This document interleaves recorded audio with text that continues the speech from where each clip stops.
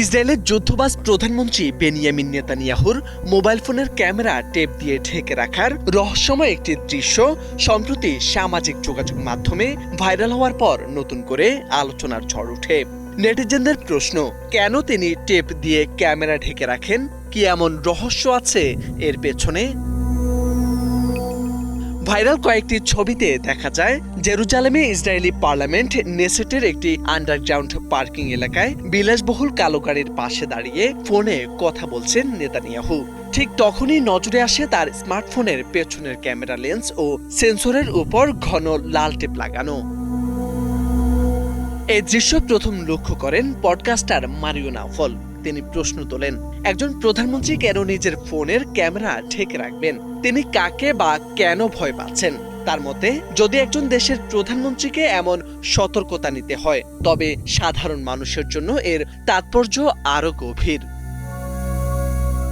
মার্কিন সংবাদ মাধ্যম হাইপ্রেস জানায়, এটি কোনো আকস্মিক ঘটনা নয়। লাল টেপটি আসলে একটি দেশের বিশেষ নিরাপত্তা স্টিকার, যা ক্যামেরার উপর এমনভাবে লাগানো হয় যাতে অনিচ্ছাকৃতভাবে কোনো গোপন বা স্পর্শকাতর তথ্যের ছবি ধারণ না হয়।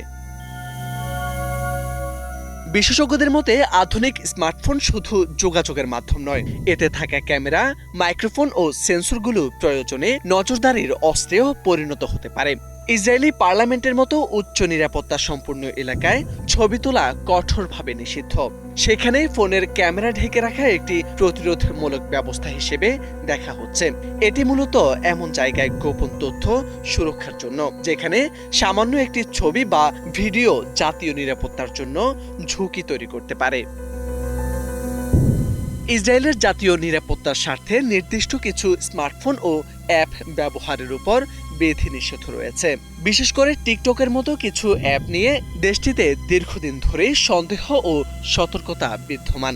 এছাড়াও ইসরায়েলের নজরদারি প্রযুক্তির ইতিহাসও বিতর্কমুক্ত নয়। দেশটির এনএস গ্রুপের তৈরি পেগাসাস স্পাইওয়্যার দিয়ে সাংবাদিক, মানবাধিকার কর্মী, রাজনৈতিক প্রতিপক্ষ ও বিশ্ব নেতাদের উপর নজরদারির অভিযোগ আন্তর্জাতিক অঙ্গনে ব্যাপক আলোড়ন তুলেছে। এমন বাস্তবতায় নেতানিয়াহুর ফোনে লাল টেপ আধুনিক বিশ্বে প্রযুক্তি, ক্ষমতা এবং নজরদারির জটিল বাস্তবতার এক প্রতীক হিসেবেও দেখা হচ্ছে। মোরশেদ আলম, বাংলা ভিশন।